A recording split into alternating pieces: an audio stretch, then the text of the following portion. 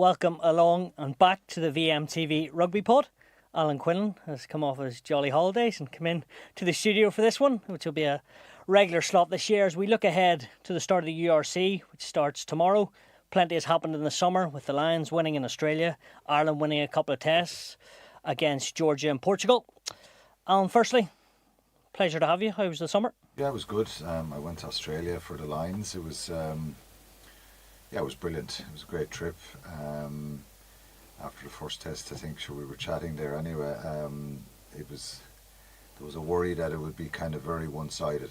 Obviously, the Lions in all their warm-up games, bar the first one, the Argentina one, had been very dominant, and there was a kind of feeling that it would be that way for the tests. Australia could have and possibly should have won the second one, and then the series wrapped up, and then last one, it's great to see Australia, and they probably proved that they were building and what it could have been if they had a couple of warm-up games. But I think, look, Andy Farrell and the Lions did the job, did the business, and they got that series wrapped up. They would have been disappointed with the third test, but so many Irish players involved as well, so it was great.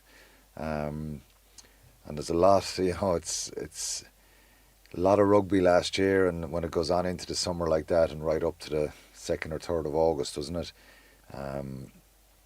We're back again, and looking at hopefully the Irish provinces doing well in the URC in Europe. November internationals are only just over 4 weeks away. Ireland will be playing that first game in Chicago against the All Blacks, and then they've got Australia, South Africa, Japan as well. So they've incredibly tough November. They're essentially playing the three Southern Hemisphere giants, really. The traditional giants. Argentina have shown the Rugby Championship this year that they're building a good team as well, and with some of their results. So yeah, it's going to be busy. URC, sometimes it kind of starts off a little bit, and until all the internationals are back with teams, it kind of doesn't grab the same sort of attention. But I'll tell you, the attention it'll grab Richie Murphy's attention, and Stuart Lancaster and Clayton McMillan's, because where all three finished in the URC last year. Munster finished 6th. They won 9, lost 9. Well, I was going to stop you there. Is that but I'm just a general thing. I think for the three, it's in Ireland, as you know, and the listeners will know, that it's well documented there's a big gap between Leinster and the other three. Leinster have just to go through the season last year, to win 16 matches in the URC. They lost 2, 1 away to the Sharks, wasn't it? Mm-hmm. Or was it the Bulls or the Sharks? It's in South Africa anyway. Was it the Sharks? Yeah, the Sharks, yeah. No, it was the Bulls. They beat the Sharks. It was the Bulls. And it was a late penalty, I think, at a scrum that lost them that game. And that was very much a second stroke. You could even say there was a few players who very young players who weren't recognised at all within that Leinster group who played. It showed the depth they had. They were very unlucky to lose that game, and then the other one was against the Scarlets, who came strong at the end of the season. So, they won the URC ultimately in the end. Big disappointment for Leinster in Europe, losing that game to Northampton. They were so dominant in round 16 and the quarterfinals against Harlequins and Glasgow. And but that's the ultimate goal in a broad sense for Leinster. They'll still be favourites for the URC with the squad they have, but Europe is the one they need and want, I think, and that's where the bit of pressure will come on this year. It was definitely some comfort for them winning the URC last year after the disappointment of losing the semi-final to Northampton. But just going back to the other three, for Connacht and finished 13th, Ulster 14th. Connacht won 6, lost 12. I want to stop you because I want to divulge into each one separately. Do you know what I mean? Yeah, so you mentioned about the DORs. Leinster, they've all signed new contracts for them. Our coaching set up. Then we've got with Munster, Clayton McMillan that's come in. Then Richie Murphy, he's got his under-20 Grand Slam coaching ticket in place. And then Connacht with Stuart Lancaster. So there has been an uproar of change. But we're going to start with your old club, Munster. We've talked about Clayton McMillan, then the players in. JJ Hanran's come back, I think, for a third time. Dan Kelly, Lee Barron from Leinster and Michael Milne, and then Andrew Smith, and they may still look to require a prop and get a new one in. Clayton McMillan, have you heard much? He used to be a police officer, then did great things at the Chiefs before the DOR and Bay of Plenty before that. Last year, you rightly touched on 9 out of 18 games they won. Lost to the Sharks and Pens in the quarter-final, and then Bordeaux in Europe. So, where do you see the matter? Is that such a tricky question right on? If you judge and look at the squad and see can they win the European Cup, you know, I'll keep going back to the 3. You can keep individualising it, but I think Ulster, Connacht, Munster, they're not European winners with what they have at the moment. And has that summer recruitment been okay? Yeah, potential-wise, Munster on their day, I think, and look, Richie Murphy can argue the same, and so can Stuart Lancaster now. If they keep healthy squads, it's about depth. And most teams in the modern day will have 4, 5, 6, 7 injuries from week on week. It's just there's always a couple of long-term and a couple go in and out for a couple of weeks here and there. It's the reality of it. When you have a massive squad of depth and the top teams in Europe, the likes of Bordeaux, who won it last year, Toulouse, who traditionally are always in the mix in their domestic league and in Europe, Leinster, the same. You know, nobody can get, it's very difficult to get to that perfect scenario where you've 15, 20 internationals in your squad and you've recruited from a budget point of view for the French teams. You've good overseas signings and you've loads of young players coming through, and you've a very strong squad. To be dominant and consistently dominant, you need that. If Munster have everyone fit and available, I think, and they get Edwin Adagwo back, maybe Roman Salanoa back in the mix. They keep Ollie Jaeger fit. He's been in and out of the team for the last couple of seasons since he signed from the Crusaders. See, they've lost, you know, with retirement, Peter O'Mahony, David Kilcoyne and Conor Murray. Yeah. Huge boots all around to fill as well, though. Great young players. Very, you know, they help that squad depth. But I think it's that when you come down to Europe in the knockout stage, they had a great win in La Rochelle. La Rochelle had a very up and down season last year, but then just the power and the pace and the physicality and the quality against Bordeaux, even though I think they would have been very frustrated with the first half, they created opportunities and nearly got themselves right back into the game. But ultimately, when you go to that business end of quarterfinal, semis and final, you know, you need top quality internationals in your side. You need a bit of luck with the injury front. You can't fluke your way through it. Do you know what I mean? Of course, one-off games is kind of like the old FA Cup in soccer. Mm-hmm. On their day, you know, teams can get a result against the more prominent, big budget teams. But you know, if you ask any rugby fan to pick who's going to win Europe or who's going to win the URC or the domestics leagues, they're all fairly accurate. There's usually no surprises. So Leinster re-signing the coaches, again, it's a big statement for particularly Jack Nienenbar to stay. There was obviously a perception maybe or a possibility that people thought he may go back and have another crack at winning a third World Cup. Wouldn't be bad. Having 2 on the CV already is phenomenal, but you know, the thought process was maybe that he would end up going back, having a crack at that World Cup in 2027. It's a great boost for Leinster and for Irish rugby to have him in it. So yeah, re-signing those players, they bring in Rico Ioane for Jordy Barrett, not a bad replacement. So there's no major change there. A few players have been upgraded from the academy and stuff, but the depth they have right across the board and the depth in each position is an envy of many teams. So yeah, rightly so, they will be the favourites again. For Munster, I think the table last year doesn't lie. It's Leinster, top Irish team, second are Munster last year, and then there's very little between Connacht and Ulster based on the form and their performances. Neither made Europe this year, which is incredibly frustrating. I think you always want to try and be in Europe, be in the mix, get in the playoffs or your URC and have those big days coming the next season with European Cup. So disappointing for them. Munster have Scarlets away on Saturday. Very tough start. Then they have Cardiff and Edinburgh at home. Then Leinster in October. So first 4 games, Prendergast and Leamy have stayed on. Seem like really good for that club.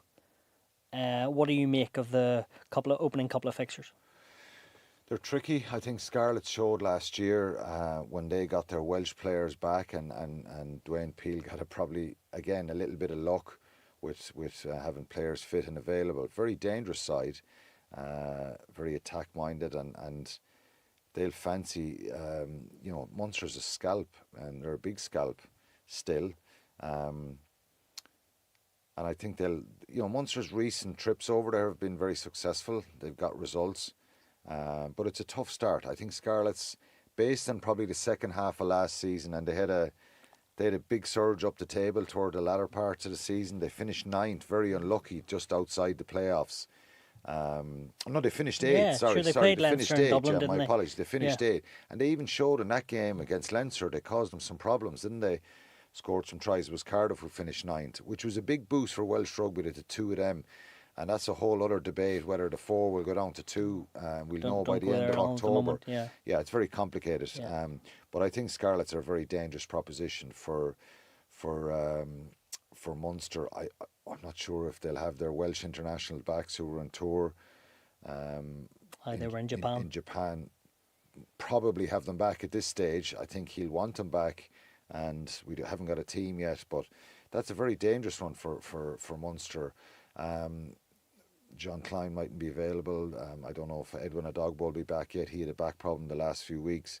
So look, I think it'll be obviously Munster aren't affected hugely by. They've a few of the internationals that won't be involved, but they'll not huge representation. Was Tyburn the only Lions player for Munster? He was, yeah. So he won't be back for a few weeks. They're only back training. Captain. Yeah. Announced. So yeah, it's a tricky one. It's a tricky one. I think with Clayton McMillan coming in, I think for any of the 3 provinces, and we've saw that Richie Murphy's had a tough time in Ulster, but Stuart Lancaster, that's been the kind of big story, hasn't it? What a coup for them. Which it is. It is, yeah. Like, you couldn't have probably picked a better candidate, could you? No, and there wasn't a lot of talk about Clayton McMillan. He was kind of a bit of a surprise. I wouldn't say came out of nowhere, because obviously there's talk. And is he doing a bit of overseeing? You'd probably have your ear to the ground there. Yeah, he's changed the structure a little bit. Okay. I think he's gone, from what I've heard. Old school, a little physical. bit. He's trying to, and he spoke. I thought it was really interesting about the him understanding. Yes, there's been highs and there's been 9 out of 10 performances at times, but their lows have been too low. If you go back to that Zebra game last year over in at the away game round 2 in URC, they were at times brilliant in the first half. Sloppy, gave away a few scores. Treviso, very dangerous side, and they've improved hugely. Not Treviso, Zebra. They've been finishing kind of down the league a lot and struggled in the league, but have a good team on their day, and they're a dangerous side. And they started to run teams close, but Munster, first time they lost to them, and it was such a sloppy performance in the second half and a poor performance. And that's the lows he's talking about. That was a 3 or 4 out of 10. So then the opposite in La Rochelle. Yeah, 9 out of 10. But not enough of those. And I think he was saying, I thought it was interesting again, as I said, if they're having a bad day at the office, that their lows are 7s out of 10, not 3s and 4s. Of course, that's mindset. It's attitude. It's application. It's quality. It's everything. Good habits, all that kind of stuff. So not compounding your mistakes in the game with more of them. And that was a perfect example of a bonus point essentially wrapped up at half time away to Zebra, and because you 4 tries scored, you think you're going to go on and win this game, and then you end up coming away with no point out of the game. So they have to be more consistent, better. And look, we don't know, changing coaches, and Graham Rowntree went after 6 games last year. It was very high profile, and there was a lot of eyebrows raised. They went the season without a head coach essentially. So I'm sure Clayton McMillan coming in will it's a new voice. There's positive kind of vibes coming out of there, but those positive vibes kind of come with performances as well. And results? Yeah, results and performances, and trying to get consistency. So on their day, I think it's very plain. What I'm trying to say is Munster, if they get everyone fit and available, they have a good side. They have a bit more depth now, because the last 2 years we're probably talking a lot about hooker and tight head and even anywhere right across the front row. You know, Jeremy Lockman missed a good part of the second half of the season last year. Ollie Yeager's been out a lot. Salano was gone for nearly got to 2 years. Archer's retired now, you know, so you've Conor Bartley's come in there from Young Munsters, and I'm hearing really good things about him and his ability to, hopefully he can have that ability to step up and perform there. But look, you're still kind of shorn of top class international quality, but there are good players there. Michael Mill getting capped this summer is good for him, and you know, that's an area that if they keep those players healthy and fit and get your set piece right, it's the fundamental part of your game. And Clayton McMillan is obviously a forwards coach and a former forward himself, and I think there's been a big focus on trying to get consistency around their set piece and stuff like that, but it comes down to the personnel you have on the field as well. Dan Kelly coming in, good signing, very good player. He's still quite young. He has good potential to add a little bit more depth. And I think JJ Hanran can do a really good job there. He's a very good Just player. loves Munster. Yeah, and look, the reality is Crowley's going to be away a lot, so he's going to be playing a lot of games. And so, yeah, it's keep the players fit. And I think from a Munster point of view, I think Edmund Adogbo is just... You mentioned him a few times. He's a physical specimen. He's a Joe McCarthy type player, and possibly even more explosive, which, you know, Joe is a wonderful player. He's a British and Irish line. Adogbo is so powerful and strong, and they've missed him, you know. And if they can get Klein and him in the engine room, and Thomas Ahern going well, and Coombs, you know, playing well, I think they have some very good players who can make a difference. And but they've got to start well this weekend, and I think it's easy say get a positive result to start. This is a tricky one, so they've got to really dig in. So it'll be a test of their mentality, not just their quality this weekend, but that mentality going there will be over to the Scarlets, which is a tricky one for them. But a good few of these players have been there before and won. Nicely. We'll move on to the current URC champions, Leinster. First trophy since 2021, and they're looking to go back to back. No one's done that since the South African teams came in, 5 years ago. Rico Ani, he'll be their big star signing. He'll come a couple of months, although he's playing currently MPC at the moment. Harry Burns back. Already seen him in pre-season, and then J.R.E. Cahar's come in sort of on a contract this year from moved up from Lansdowne. Gets a chance there. Stormers, Bulls, Sharks, then Munster is their start. Coaches we've talked on there with the new deals. Sam Prendergast another year, 10. Very strong squad. Jamie Osborne, where will he fit in? We've actually seen their team just there now, and when this is released, it will be out there. Kieran Frawley starting at 12 with Henshaw at 13. I'll actually, you know what, Alan, because you weren't aware, I'll read it out this. But how difficult, to say the obvious, is it to go back to back? No one's done it in the 5 years. It's tricky because I think it's attritional, and the South Africans coming in, they've been brilliant for the tournament. It's a real tough situation going away trying to get results in South Africa, and you know, they've become probably more prone to getting results up here as well when they come up. Boyle, McCarthy, Salami, Mangan, Deeney, Baird, Penny, Culhan, McGrath, Prendergast, Larmer, Frawley, Henshaw, Tommy O'Brien and Jimmy O'Brien. Yeah, it's a very good side. The Stormers. And yeah, it's a very good side. It's a tough, tricky situation for them in South Africa. We've probably, you know, they've sent teams down the last number of years that have been not as strong as people would have liked. I think without their internationals, they got a good return last year. They won one and lost one, and should have won that one against the Bulls, as I said. But it's great to see Robbie Henshaw back. Jordan Larmer, someone who's been out for a long time, a brilliant player. James Culhan at number 8, still a very young player, but top quality player, Ryan Baird, who was really good in that summer series and has matured gone to a new lot, level the last 18 months. Yeah, he's matured, and he has, and he was really good for Leinster at the latter parts in those knockout stages last year. So, look, there's quality right across the board there, as you can see, and from that team, it is going to be tricky because, South Africans, the physicality is a big challenge. The good news for Leinster this time is that they're shown or their Springboks because the Rugby Championship is on. But the Stormers. But South Africa has some of their crew that aren't the Springboks. They just have. Yeah, they've great depth, and they wouldn't have as many Springboks, the Stormers, at the moment. There's a few. Willems and some of those lads in the Curry Cup that goes up to the Stormers really are formidable at times. Very physical, strong, powerful players. So look, I think Leinster are well equipped there with that team that they have to get a result, and then they play the Bulls next week.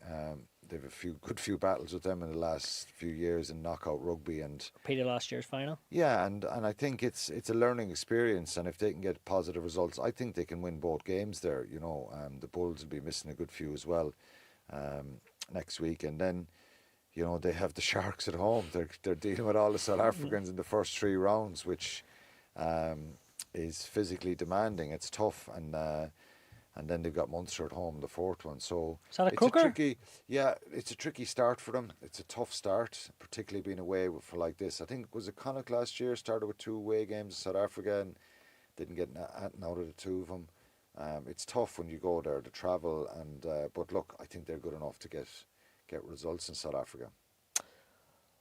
Everything their season seems to evolve around. Yes, the URC, what a trophy to win, but it was Europe. And they fell a cropper to Northampton. Haven't won since 2018 against Racing and Bilbao. Right thing for you to get all the coaches signed up?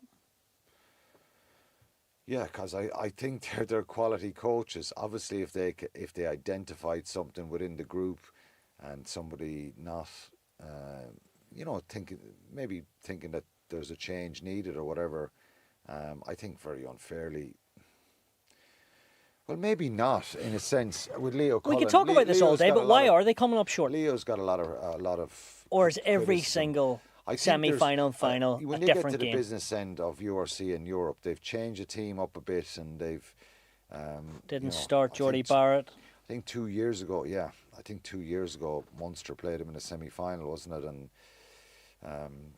there was players rested, and Munster got the result and went on and won it, and there was a fair bit of criticism there, and then they lost the final against Toulouse, so they lost 2 trophies essentially in a couple of weeks.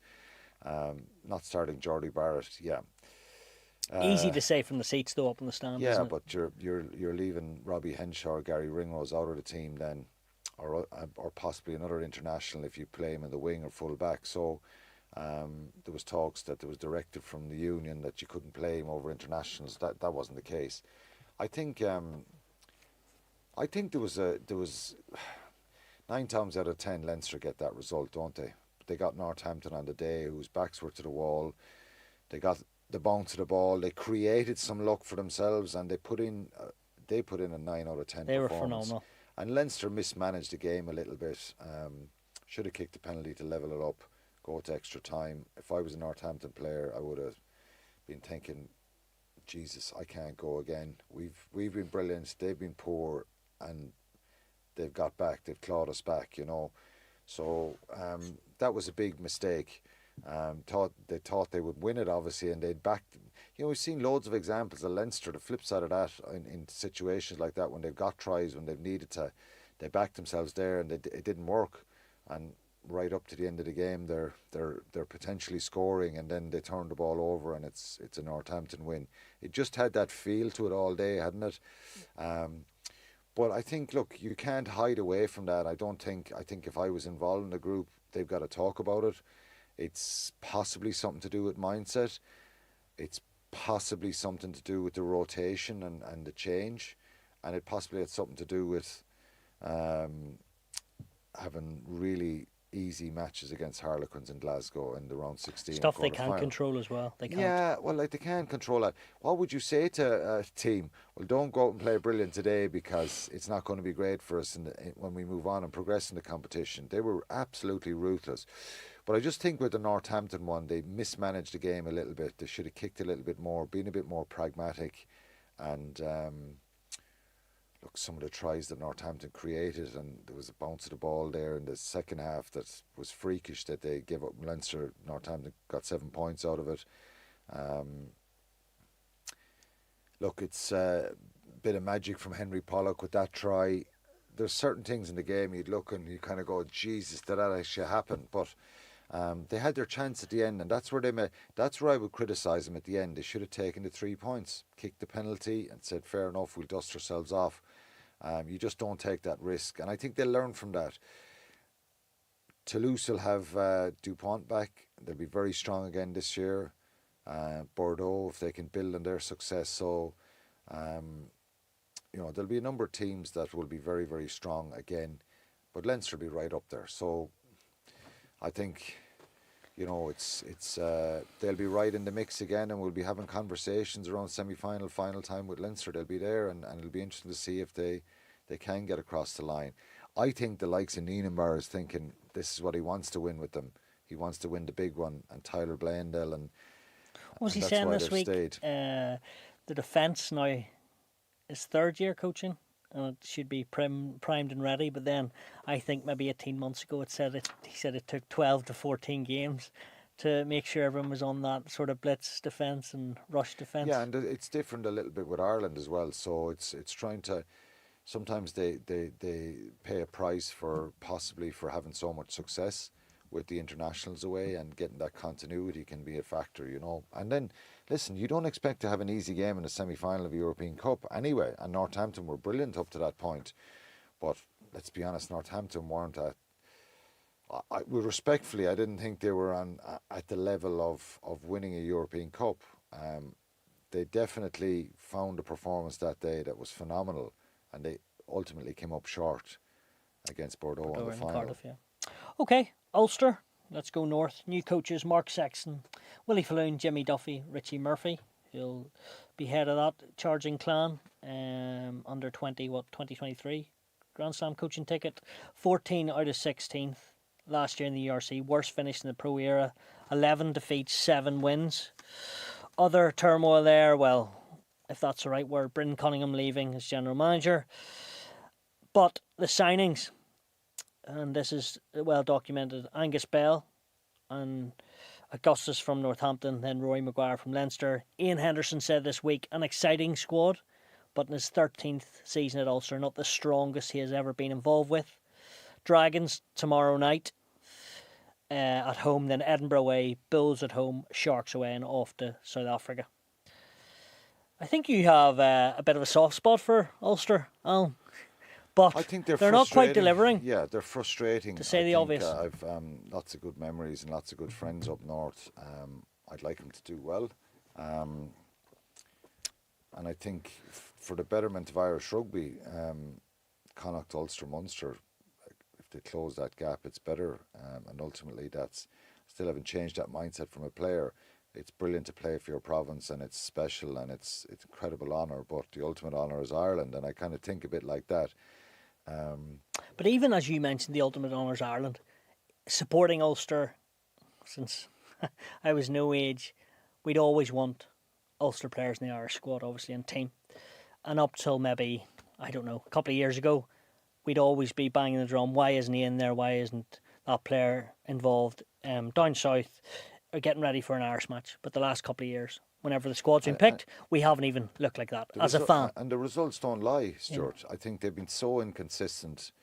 You talk about Munster and their kind of 9 out of 10s, and their lows being some 3s and 4s. They're nearly 1s and 2s sometimes with Ulster. They're so frustrating. Lost to Zebra Parma at home without their Italian players. And other times they can actually play a brilliant brand of rugby, and I know what Richie Murphy's trying to do, and it's probably frustrating for him.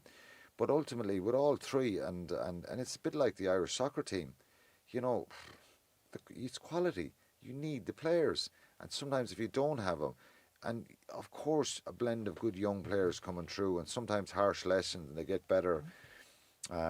They can mature, but it's having battle-hardened, hard-nosed players, and there's not enough players from Ulster playing for Ireland. The same for Munster and I suppose if we read the team out, is it fair enough to back up your point with that? Callum Reid, Rob Herring, Tom O'Toole, Ian Henderson, Harry Sheridan, Cormac Izuchukwu, Nick Timoney, David McCann. Just stop at that for the forwards. So that is a good pack of forwards. Right, so that's David my thing. McCann So there is a very quality. Good player.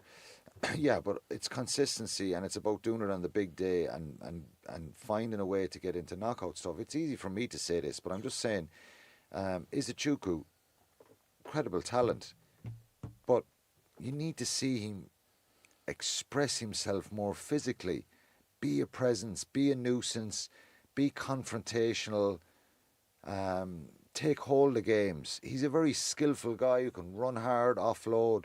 Just being a bit of anger. They need a little bit of anger and attitude about them. McNabney's a very good player. He's not available. He's out for the season, unfortunately. Yeah, it's a shocker for him. Harry Sheridan, hard worker, bit of a brute. But Henderson has got to, if he wants to resurrect his career, I know he's had injuries. He's a quality player. He's got to be more. They've got to bring a bit of anger and a bit of grunt. Tom O'Toole, technically very good player as well, but you know, their attitude has been questioned at times as a pack of forwards, and I think that's where this is where Ulster need to lay down a mark. But ultimately, you're coming up against teams that if they beat you up front and if they get the nudge in you in scrum time or set piece or question you in open play, so you need carriers. Nick Timoney works his socks off, and I think he's the one guy that's very hard to ever be critical about his attitude, because he's continuously in the cold face, tackling, poaching ball, working his socks off, making carries. I think they need to follow his lead a little bit. McCann has serious potential and could go on and play with Ireland, I think. So a lot of pressure on Richie Murphy. And look, sometimes if you don't have that top quality, you always hope and wish that guys, oh God, they'll come through. They'll go down to Andy Farrell's squad now and they'll make an impression. They'll play for Ireland. Some of these guys, you just wonder where they're at. Are they going to make that? Are they going to be in that position? Backs of Doak, Murphy, Stockdale, McCluskey, Hume, Ward and Michael Lowry. Again, a lot of talent. James Hume is a very, very talented player. Had a couple of bad injuries. Stockdale, to see him back, he picked up the knee injury over the summer. He's starting. I think he has to kick on from where he was, because he actually. But there's over the last couple of years of working with you, there's so many players, which you've said that line, rightly so. They need to kick on from where they're at. Yeah. Okay, so simplify this, Stuart. It's desire. It's just. You sometimes you either have it or don't have it, and I think this is a critical moment for lots of these players. They're very talented players. They just need to, bring it consistently and be physical. And listen, sometimes you're going to lose matches, and you might be a little bit short when you play a couple of the top teams, i.e. you're in South Africa and you're playing a Sharks team with 12 World Cup winners, or you're playing down in Dublin against Leinster with all their internationals. Sometimes they're difficult ones, but it's losing those ones that you expect them to win in the last few years. That's just been constant. So it's trying to get an identity for the way they play as well. So, look, I think Mark Sexton, him coming in and trying to, I think just find a strategy for the way that backline and way the team attack as a whole, I think, and trying to find an ability to kick really well and play tactical rugby too. So it's getting that balance right, and hopefully relying on a pack of forwards who can deliver you quality set piece. But more hope than expectation, I see. Yeah, I think I listened to Ian Henderson, and as I said, he's a lot of experience, a lot of quality. And would you say that out of interest? Maybe not. He said they were exciting, but maybe not the strongest. Or is that actually, it's brute facts, and you know what, that's what it is. I would like to hear him say this is time for us to step up here now, and there's pressure on, and excited to start the season. I think you want to get playing as a player after pre-season, but It's not about bringing an anger and being contrary all the time or anything, but I just think they've been bullied at times, and it's Jesus. I remember going to the Kingspan now, and the old Ravenhill under the clock end. Very hard to go up and bully an Ulster team up there, so it's kind of laying down a gauntlet. And look, times are different, and it's not about punching someone in the face. It's just about bringing the crowd with you, because they're a very passionate crowd, and trying to get consistent and drawing a line in the sand of not retreating at any stage. And at times they do retreat into themselves and they get dominated by teams. They do some really good stuff and then they undo it pretty much straight away again. But that happens with other teams as well. You could argue the same for Connacht and Munster at times as well. Okay, last but certainly not least, what a change around at Connacht. Stuart Lancaster brought in. Rob C joins from the Brumbies senior assistant coach. He was there since 2020. He will take the attack. Lancaster will, we suspect, take the defence. Colm Tucker done a great job with the scrum. Sam Gilbert is there signing from the Highlanders. He'll come in 15, but can also play across the back line. They finished 13th last season, just ahead of Ulster. 6 wins, 12 defeats. The new stadium and the High Performance Centre. Benetton first up, then Scarlets at home, Cardiff away, and the Bulls in Galway in round 4. Everything seems to be going the right way for Connacht, but let's talk on Lancaster.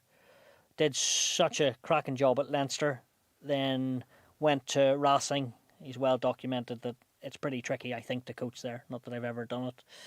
But if you had to pick any coach, in my eyes, he'd be certainly in the top 3 to go to the men of Galway and Connacht.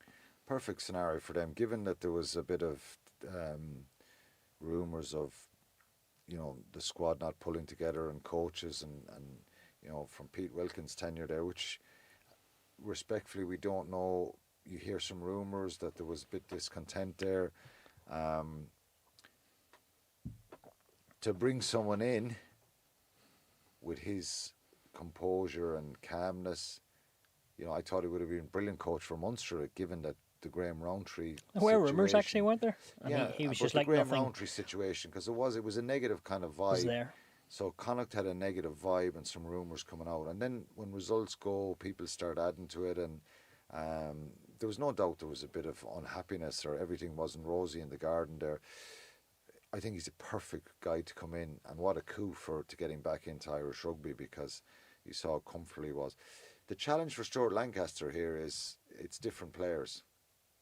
It's different. Yes. It's a different and level. not many signings, as I've listed. No, it's not. Homegrown. It's a different level here, and you come in coaching Leinster side with up on 20 internationals, and it's that's a good point, Alan. I know it's like taking Pep Guardiola and seeing would he get him to Stoke. Is that what you're saying? We'll go down to the bottom. But that's no disrespect. Go down to the bottom of the division, and what does he do then when he doesn't have all this quality? It's still. Top quality coaches can still find a strategy and develop and coach well and improve guys. So that will be what Stuart can bring is make some of these players better. I think they have an incredibly exciting couple of young players. Hugh Gavin at centre. I think Shane Bolton showed us glimpses, albeit it was against a kind of a weak Portugal side in the summer. I'm a fan of his. John Devine. Yeah, and Richie Murphy's Jack. Yeah. Sorry. Not Jack. The scrum half. Yeah. We'll both get there. Yeah, we'll get there eventually. But they have some really good players. Cian Prendergast is a really good player.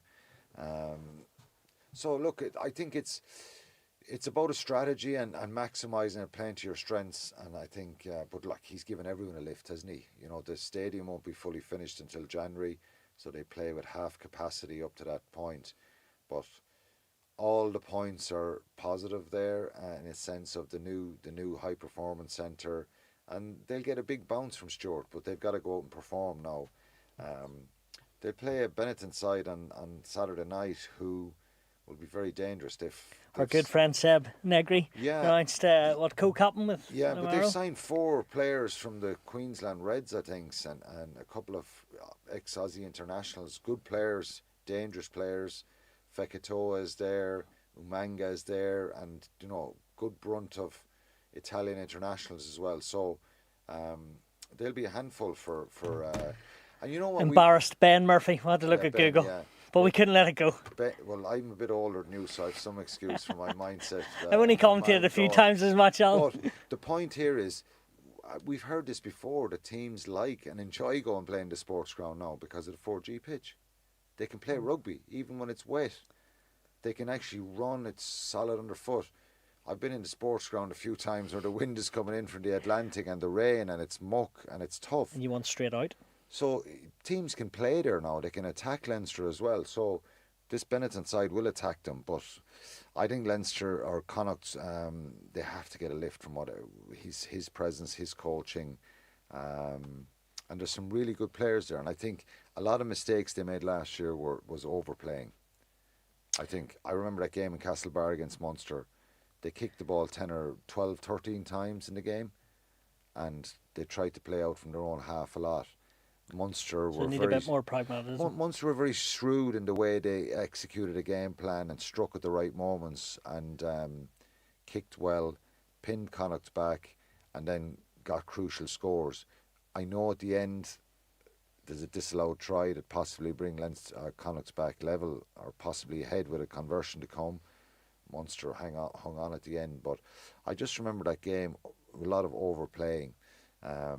You don't want to stifle a side who have that mindset to attack and go for it, but just being a bit more strategic in finding territory, and then hoping, again, similar scenario to the other provinces, hoping that their forwards can hold up and deliver a platform for them.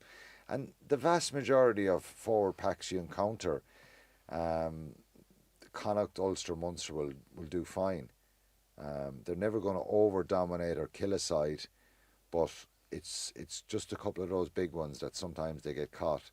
But they're a side who can play a brilliant brand of rugby, and let's hope they bounce back and they're in the mix this year, both Ulster and Connacht, and back in playoff contention. The URC is going to be so competitive. Because I think Cardiff and Scarlets are going to be better this year as well. And they'll be hurting as well. The Ospreys as well, a dangerous side. So, yeah, look, if they can get... confrontation at the moment and what's going to happen. If they can get back... Look, and the South African teams coming in here is it just makes it more competitive to get into those playoffs. So, yeah, let's hope it gets off. And there's a couple of teams, as I said, round 1, 2, 3 and 4... They need something out of it to build a little bit of momentum and get a bit of a feel-good factor. So for Ulster starting off against Dragons, it's a good start for them. And they should get a result and kickstart them. Don't be scudding us now. Pardon? Don't be scudding them. Well, but they should get a result. They've got to start well there. If we wrap it all up with Leinster leading the way, Munster next, and then it was Connacht and Ulster, do you think, I'm not asking you for predictions because I'm always at that, but can you see the gap between Munster and Leinster closing in the other provinces, or is a bit of the back of your brain thinking this could widen, or do you think those days I think are past us or not? When Augustus comes in, he'll give Ulster a little bit of grunt and ball carrying ability, and Angus Bell is a very good player. Really good signing. The two of them will be... He could be one of the best signings out there for us. Yeah, there'll be two Ulster, there'll be two very good signings. I think they have a lot of quality out in the back line, so it's really down to what all three do. If they have some injuries, I've probably given the last 3 or 4 years talking about Munster's set piece at times, probably watching them a bit more closely, commentating a lot of their games. And that is the concern. If the three of them keep their players fit and have a scrum and a line-out situation, well, then they have players. Munster have a lot more depth in their back line now with some of the players that are available to them. Ulster and Connacht, really good attacking players in their back line, but their problems have been up front. So, prediction-wise, I don't know. I think it's going to be very tricky. I think Leinster will be the team to beat. I think the Bulls and the Sharks will be up there as well, and Glasgow. They're probably the four, the way that finished last year. So for Munster, Ulster and Connacht, I think you're looking at 4 places there possibly that are available, because I don't know if you'd be getting ahead of those other 4. Between 5 and 8. Yeah, and really important to try and be in the mix. And then on their day. It's a bit of on your day stuff. Then if you have your players available, drier weather, you have a go and you can challenge teams. All of them on their day can find performances, but it is that Clayton Macmillan thing. I think the other provinces would probably take note of that. It's that consistency. Alan, great to have you in, and the viewers and listeners, thanks for putting up with us in this wide shot, which will bring you a bit more consistently throughout the year, and we'll chat again next week.